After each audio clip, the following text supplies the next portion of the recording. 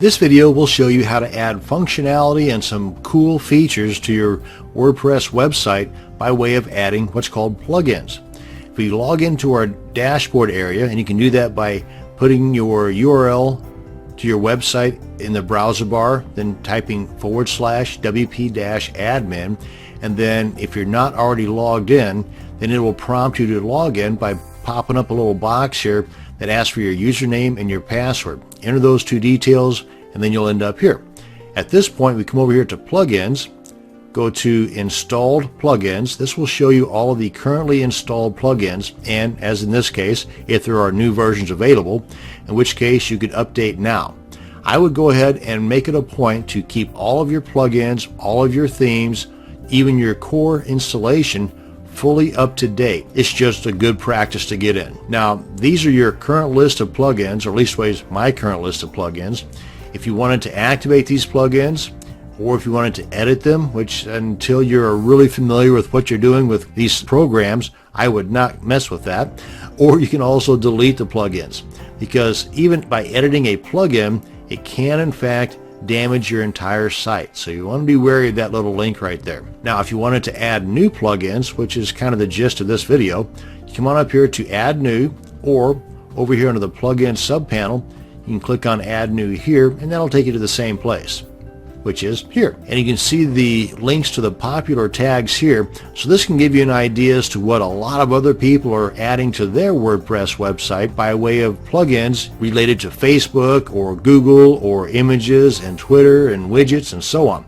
Or if you've got something specific in mind, maybe you read an article somewhere about this particular plugin or that particular plugin, you can type it in here, click on search plugins, and it will go to what's called the wordpress.org plugin repository. Now, a little heads up here. Now, there are literally thousands of plugins on the market. Some are better than others. However, there are a few that you would probably want to steer away from. To be on the safe side, when you're first starting out, you really only want to stick with the plugins that can be found inside of the wordpress.org plugin repository. If not, then you want to be a little careful. Now, that being said, there's a lot of premium that being paid for plugins that are fine and dandy that will not be found in the wordpress.org repository, because all of those plugins are free. The ones that I'm referring to be wary of are the free plugins that are not found in the WordPress plugin repository, because those plugins might have some bad code installed on them that once installed on your website, that plugin creator might now have a backdoor access to the inside of your website and may not have good intentions. So you want to be wary of getting free plugins outside of wordpress.org. Okay, all that said, I'm off my soapbox now. Let's go ahead and check out these options. Upload is where you can upload a plugin zip file that's already been downloaded to your computer. Featured, popular, newest, and favorites. These are all taking you directly to the wordpress.org repository, or plugin directory as I guess it's also called, but they're doing so from within your website. So you're never leaving the comfort of your website. Let's try featured, and inside of here you can see some of the featured plugins, and here you can get the ratings. You can get a bit of a description of that particular plugin. But to install one of these plugins, you just simply click on install now, and it'll give you a little message here warning you, are you sure you want to do this? Which is cool, because that way it just gives you a chance to back out if you don't want to.